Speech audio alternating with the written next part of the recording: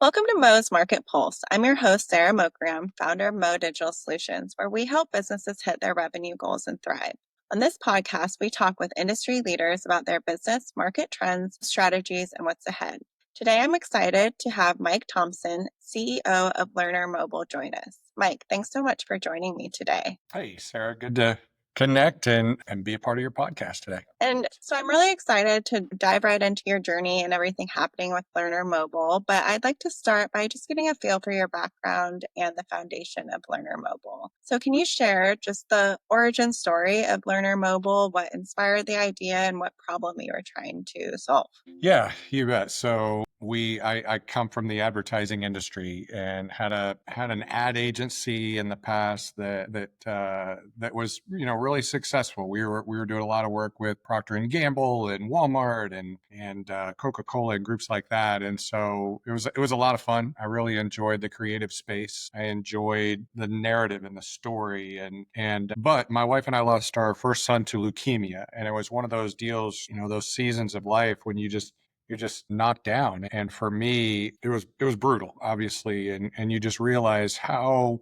precious life is and what a gift it is and how we have no control. And yet, we want to make it count. And so after that experience with my son, I would go back to work in the ad business and I would walk the halls of some of our clients and different companies. And I just saw people who were bored and they hated their job and they couldn't wait until they retired at age 65. And that was going to be the time that they would start living. And it just bothered me because I thought, gosh, we don't even know if we get tomorrow. So it bothered me so much. And I was probably in a pretty fragile state anyway, that I decided to do something crazy. And that was sell my part of that company and just jump both feet into this talent space that allowed me the opportunity to come alongside people and help them, and for lack of a better term, come alive in their life. And that meant coming alive in your work. And there's an old quote by old author named Howard Thurman who said, "Don't ask yourself what the world needs, ask yourself what makes you come alive and go do that." Because what the world needs is for you to come alive. And that really resonated with me. So that's where I started Learner Mobile. It actually is a flagship product of SVI. So the company that I started was SVI, and we're a talent development company. We work with clients all around the world. But where Learner Mobile came into play is we found a lot of success in SVI and writing training, and we had teams of instructional designers and graphic designers and media production people. But we had to figure out how do we scale? And so that's when about 12 years ago, we started Learner Mobile, and Learner Mobile is built on this licensing model. And that helped us shift from mostly a billable hours, kind of structure to a licensing structure, which really brought the cost down. And we were able to really grow at that point, and that's why we did it. Well, thank you so much for sharing about that. And sorry for the loss of your son. No, And thank I you. appreciate you sharing that journey and how you came to Learner Mobile today. How would you describe the core mission and how has that mission evolved since the very beginning when it launched? It's a really good question. I don't think it's evolved once. I think that our mission today was the mission day one. And really, it just might sound a little bit odd or cheesy, maybe, but we love people. And that's the first part of our mission statement. We believe that everyone is worthy, but not everyone is seen. We believe that everyone has potential, but not everyone is grown. We believe that love is a verb and it's our greatest commandment. So for us, loving means lifting others up through learning. And that's why we simply develop everyone. So that really passion at the beginning about just coming alongside of people. What we discovered in the industry pretty early out of the gate is training has been expensive. And therefore, it was only really accessible to director level and up. And we were ignoring the field-based worker. We were ignoring the frontline worker, and they were the ones that were so desperate. So really, we oriented pretty significantly to supporting those companies that have large field-based frontline workforces. And that really supports our mission and the mission that we had in day one. So hasn't evolved, but we just get better at delivering it. Nice. And that's great that the mission hasn't evolved and you're still sticking to that. Yeah. So every company, or founder usually has some pivotal turning points. What would you say have been the most defining moments in Learner Mobile's journey that has shaped where you really are today? Yeah, you've got some good questions, Sarah. These are certainly ones that I think about oftentimes. But so from defining moments, I mean, my gosh, we've gone through the ringer. I'd say the first defining moment was we have locations in Northwest Arkansas, Dallas, Texas, and Delhi, India. But our company is based out of Northwest Arkansas. And if we were going to be in this business, then we had to get one client for sure. And that one client was Walmart. It's right in our backyard, certainly has field-based workforces and frontline workers. And so we just swung big early on for Walmart. And we basically said, we'll do whatever you want for free. We just want to prove ourselves. And we begged for it and we fought for it and we scratched and clawed. And then one day we got the one opportunity in Walmart and looked at our small team and said, we cannot screw this up. So thankfully, our first project with them went really, really well, and we still work with them today. So 20 years old, and they're still a client of ours. So that certainly was Walmart was just that first anchor client that really helped us. But in 2008 and 2009, gosh, those were tough economic times, and we lost a lot of our business during those years, and almost reverted all the way back to day one where we had zero revenues. And that was a defining moment and just a gut check. And, at that point I was like, well, do we close it down and do we walk away or do we kind of lean in and show that grit and get to work and see if we can make sure this plane flies again. And so we did that. And thankfully, we were able to grow from there. But growth was hard for us because everything, like I said, was based on a billable hour. So every time you got a new account or every time you got new business, you had to hire more people because the only way to make money was to hire people that can do billable hour work. And that wasn't, like I said earlier, it wasn't scalable. So the third pivotal point was when we launched Learner Mobile in 2013. And at that time, we were not sure we could do it. We just knew that our clients, none of them liked their LMSs. LMSs were clunky, really, really tough tech, old tech, and certainly not keeping up to pace with the modern learner, what was emerging as the modern learner. And so we said, you know what, we're going to dive into that space and we're going to try and do it differently and we'll see. And so we built it. We have an incredible team of software engineers, architects, and developers. They're the best. They're the best. And we landed a client. We landed our first client. It was another retailer. It was Dillard's. And we were able to use our LMS, Learner Mobile, to meet the needs of their frontline workers. And now when customers came up to them in the store to ask specific questions about 300 different SKUs of lipstick or fragrance or shoes or whatever, which is a lot of SKUs, they were able to use our platform to get the product knowledge, to get the latest tips and tricks for selling more of it, being able to much more effectively take care of the client. So that really, really worked. And Dillard's is a client to this day. And so we just built on that client, added another one, and now we have clients on Learner Mobile all around the world that are really, really good licensing fee kind of clients for us, and we're doing some great work together with them. So those were probably the three most pivotal points. That's amazing. And I mean, Walmart, that's a huge first client. That's awesome. Yeah, it was. They've taught us a lot. They've certainly, it's funny when we talked to them, they said, you got to be good, you got to be fast, and you got to be cheap. And we said, you know what, I've heard that rule before, but usually you get two. And they said, well, we're gonna teach you how to do all three. And so, we were up for it, and they did. They taught us. So I want to shift gears and talk about what's happening in the learning tech and corporate training space. What are the most significant trends or shifts that you're seeing in the way companies are investing in learning and development? Yeah, there's a couple of them. I mean, everybody's shifting to AI right now and figuring out how to thread that in. I would say that I love our industry, but our industry is typically pretty slow to innovate. We hang on to our traditions a lot as an industry. We really value rigor. And that was a tough learning for me when I started this company because I really valued speed. I really valued creativity. And so, the industry itself, I didn't necessarily align with and thought, gosh, we could do it better, faster, cheaper. And so for us, that means that what we need to do is we need to really commit to two things in our organization. One is just speed. If our industry is slow, we want to be fast. If our industry is highly rigorous and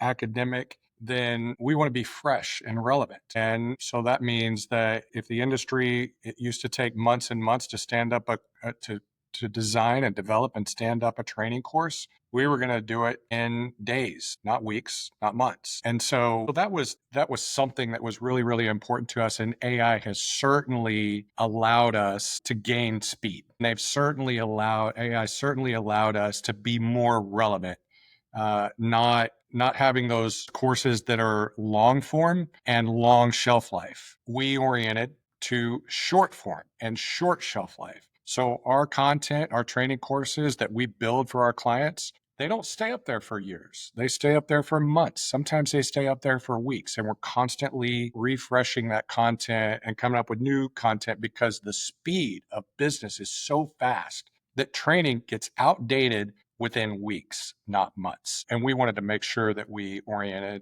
to that for sure. I would say and AI has helped us do that pretty significantly. In addition to AI, we just really embrace the modern learner. And there's something different about the modern learner than what existed in the 90s, even in the early 2000s. One, modern learners are demanding convenience. Training has never been convenient, but it must be today. It has to be convenient. It's got to be served up to the right person at the perfect time on any device, anytime, from anywhere. You've got to be able, if you're a learner, you got to be able to get in, get out quickly, and get back to work. So they value that micro learning. They value on demand, that just in time approach. They really, really value that self-paced kind of learning because they want to learn in their own way, at their own speed, according to their own unique learning style. And so many platforms have been so rigid that it wasn't learner centric. It never tried to accommodate the different various learning styles of each person.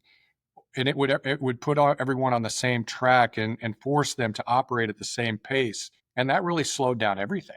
And so for us, making sure that our training is delivered conveniently, any device, anytime, anywhere, 24/7, online, offline, whatever, that you can consume it in 3 or 4 minutes or less and get back to work. It supports you in the flow of the work. You're able to go through it according to your own unique learning style. That made a lot of sense. So I would say those are the two big trends, just really embracing AI for speed and innovation, and then really focusing on that modern learner and their demand for speed and convenience and on-demand and self-paced kind of approaches. And how are you guys using the AI to have it integrated in with the learning pieces of your software? Yeah, well, it's certainly not just standing on top of Learner Mobile. It is woven through every single aspect of our solution. So what does that mean? It means that if you're an author of training, you can use Learner Mobile to author new training content, SCORM compliant training,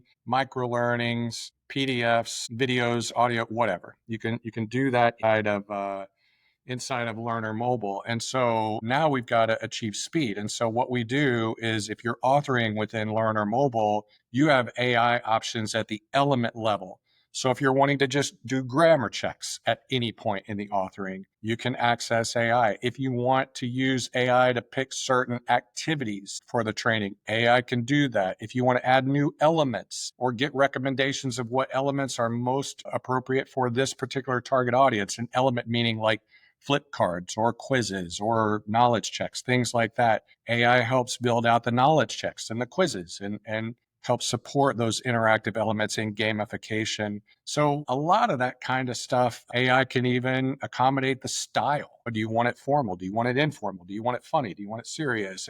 It'll help orient the course that way. But I'd say the biggest area is this thing that we created called Source to Course. We were the first to market with this. I think that there are a couple others that have started to look at this idea of Source to Course. We call it Source to Course. I don't know what they call it. But for us, you can take any presentation, any document, whether it be an 80-page sales presentation in a PowerPoint that you were delivering in Vegas, or it can be a compliance document that's full of regulatory descriptions and information, or it's just a PDF. And you want to take that and you want to turn it into robust, valuable, effective training. You can drag that over, drop it in our source to course, and AI is going to take it from there and it is going to turn it into award-winning training. Images, interactive elements, headers, footers, your brand, colors, all of your different kind of brand assets, and it's going to serve up within 1 minute. In less than a minute, it's going to serve up an entire course. That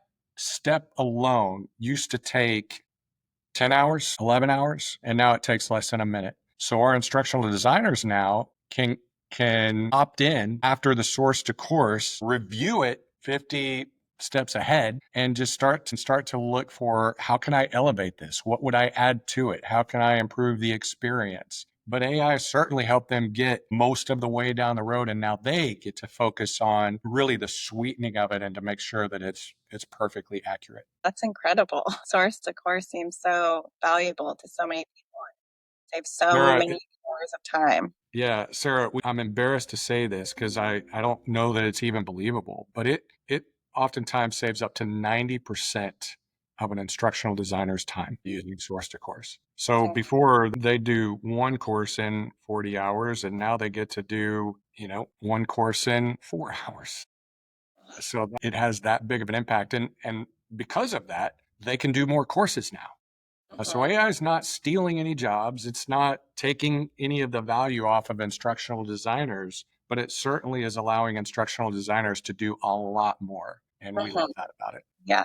So, looking at the broader ecosystem, how do you see the future of learning platforms changing in the next 3 to 5 years? And how do you guys, stay ahead, or what do you need to do to stay ahead? And I know you've touched a little bit how you guys are utilizing AI and having all these great features, but do you see anything else, that's going to be happening in the coming years that you really need to take note of and ensure that you stay ahead of that? Yeah, it's a highly, highly, highly competitive space. So, it's certainly not for the faint of heart, and you've got to constantly be self-evaluating as far as where it's headed. I do think that focusing on the modern learner, the systems are going to have to serve the modern learner. And that means that they're going to have to embrace this micro learning kind of approach. They're going to have to embrace this convenience, any device, anytime, anywhere. They're going to have to embrace this idea of both offline and offline. Translations has been huge, leveraging AI, because translations has always been very expensive.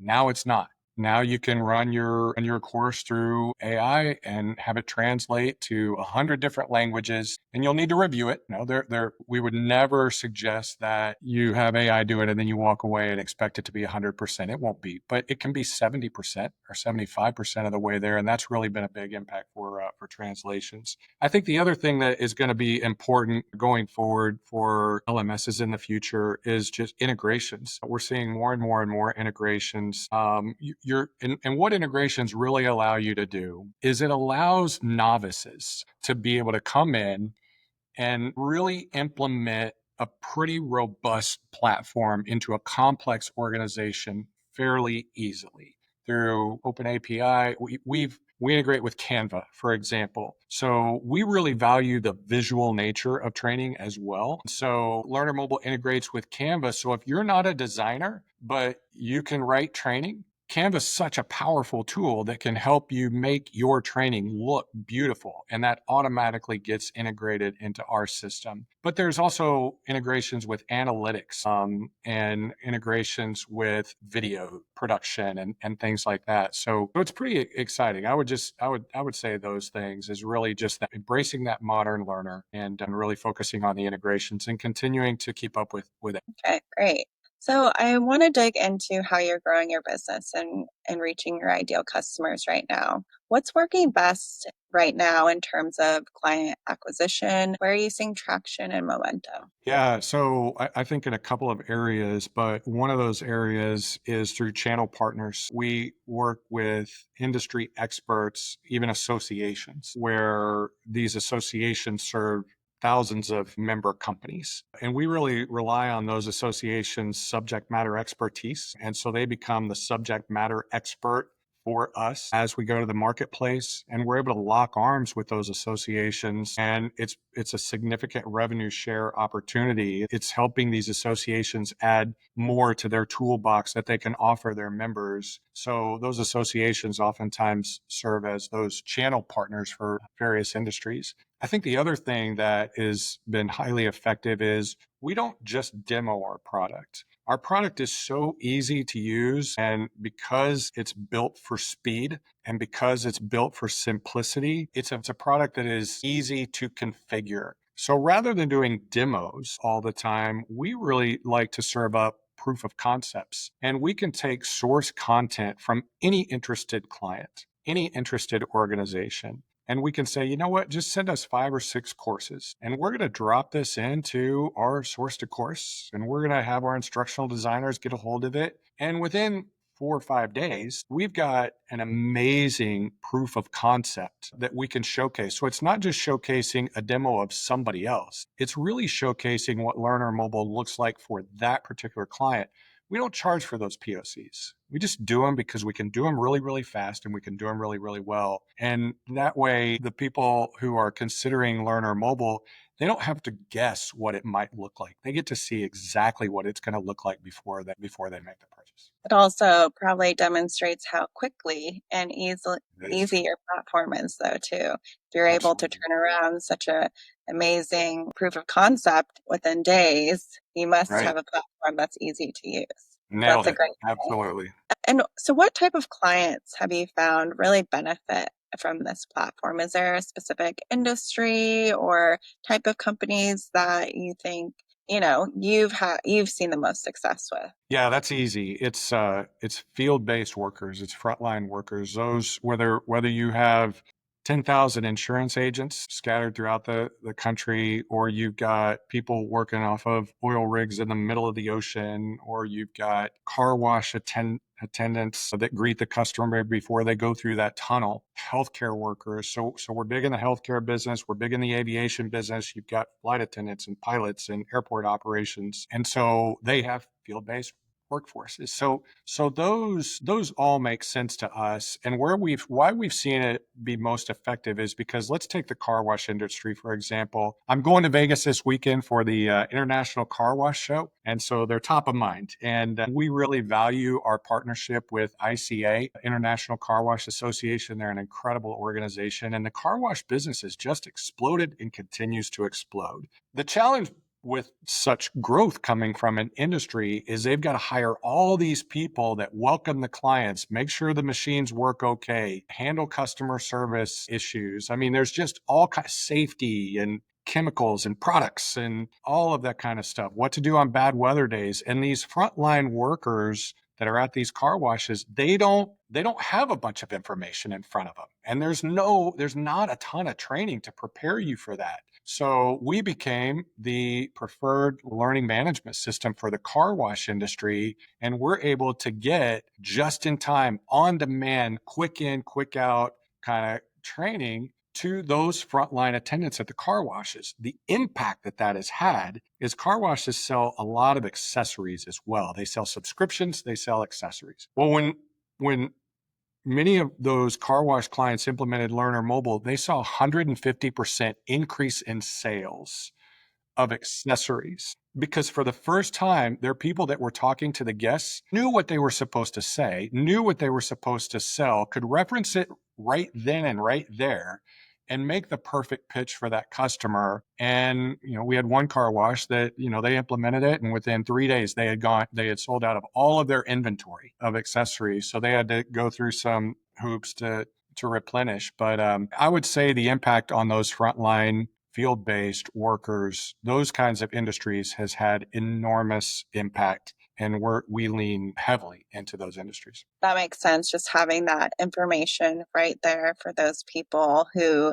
could sell those products, right? But they don't even know where to begin, what to offer, what to say. And so your platform is able to provide that support for them. So I'd love to zoom in on some of the harder challenging points that you've had with your business. So, what's been your most persistent challenge or bottleneck in the business over the past year? Well, I mean, that's an easy one for us because we don't have VC funding, and we're not backed by everything that we've done for 20 years has just been homegrown. It's been blood, sweat, and tears, and so we will do marketing, but we're outspent 50 to 1, in marketing. So the toughest thing for us is we don't have anything to really fall back on.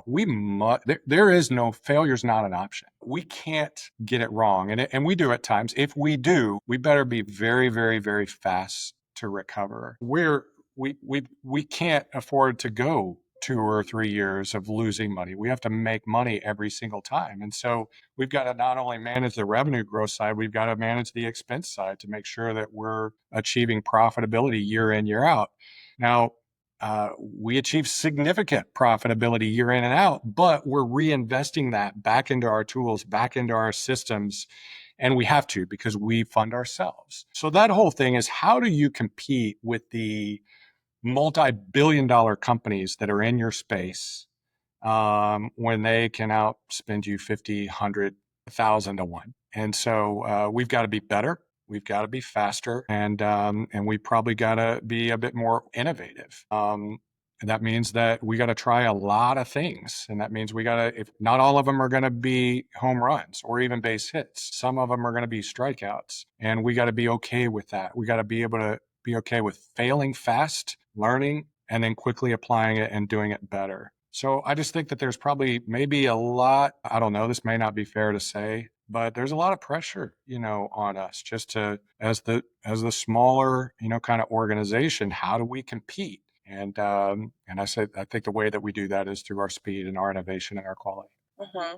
And so, with all of that in mind, where do you feel your team is stretched the thinnest right now? And what impact is that having on your ability to execute or grow? So I love our team. I wouldn't trade our team for any other team on the planet. Our team is exceptional. Not only are they really, really skilled at their job, but they've got the right mindset. And I think that they have the right heart set. I think they do it for the right reasons. They're mission minded. They're humble. They're problem solvers. And so they're just an exceptional team. And probably what separates our team is we do work with complex organizations. Field-based organizations are complex in general. And so I think it's easy to keep the complex things complex. It's much harder to make the complex things simple. Yet that's so important, is to make the complex things simple. And our team is exceptional about doing that. They can take those complex things and they can serve them up in the most wonderful and beautiful and easily digestible ways. I think they're also driven. They're highly competitive. They want to win. They want to win. And that's just built in our culture. We're certainly a high performance culture. But then I think, we like each other too. I mean, we have a good time. We kind of fall under that adage of work hard, play hard. We work very, very hard, but we also celebrate together. And it's just a great culture. And I'm proud to be associated with it for sure. Sounds like a great team culture and able to, since you do spend so much time working with these people, it's great to have both sides of it for sure. If you could have, say a magic wand or snap your finger and fix one thing in your business tomorrow, what would and why does that matter so much to you? I think just continuing to scale growth. We're certainly a growth oriented company and we're achieving a really strong growth trajectory. But like I said before, we don't have that significant VC funding, behind us. And so we have to do it on our own. And we have to be very, very, I don't know, analytical about our sales process. We're constantly tweaking our sales process to get just incrementally better. I think we're learning a lot of things. We're seeing a lot of success in that growth. But I do think that Learner Mobile is $100 million organization, and we got a ways to go to get there. But I do think that that's our potential, and so that's what really, really drives me is how do we meet our potential? And so I'd say just really figuring out that sustainable exponential growth model is something that we're going to continue to hone in and continue to get better and better and better at it. So that leads me nicely to my next question. What are your top 2 to 3 goals for Learner Mobile over the next 12 months? Yeah, I think we want to achieve, like I talked about, the growth. I think we want to experience that kind of growth. I think the other thing that we want to do, though, is we want to be one of the thought leaders in the industry. And I think we get to at times, we've certainly are a thought leader. I mean, we're an Inc. 5000. We've won our share of, best LMSs, AI, one of the best LMSs for artificial intelligence. And so, we received some of the accolades, but yeah, I mean, just continuing that growth and then being that thought leader out in front, not just because we're trying to win, but because we think we're right. And we think we have an idea of where this industry needs to go. And we want to be a part of that narrative of where this industry needs to grow. So I'd say those things. And then maybe lastly is just, just continuing to focus on the modern learner and how they're evolving. I think if we can stay in lockstep with the modern learner, we can be a thought leader and we can really put those sales efforts into fifth gear. Then I think we're in good shape. And those would be the things that we will be working on. Great. And so, one question I like to ask at the end is for advice. So, what advice would you give to other founders who are building in, say, a high competitive market, who are also trying to innovate and grow? I think it's a great question. It's a high degree of humility. I mean, you're gonna win some, you're gonna lose some, and you can't get over emotional on either. I think for us, it's just saying, you know what, every day we're gonna roll in here and we're gonna check our egos at the door. We're gonna seek to learn. We're gonna carry a high curiosity. That means that we're gonna ask more questions than we are giving the right answers to. I always think that the smartest people in the room are not the ones shouting out the answers the fastest. They're the ones that are asking the smartest questions. And to me, that shows a high curiosity. So I think our culture is the most important thing. Was it Peter Drucker who said, gosh, I hope I don't get this wrong, but said, culture eats strategy for breakfast? I forgot who that was, but sorry if it wasn't Peter Drucker. But I agree with that. I think that culture does eat strategy for lunch, and your strategy is going to be on sometimes and it's going to be off sometimes, but your culture is going to be able to be gritty through it and embrace. Your culture is either going to be built for change or it's not. And I think if you're not a humble, curious, high performance culture, you're gonna really struggle with being that innovative tech organization. You can be humbled in this, as you know, Sarah, you can be humbled in this business at multiple times a week. And you gotta be willing to embrace that and be okay with it.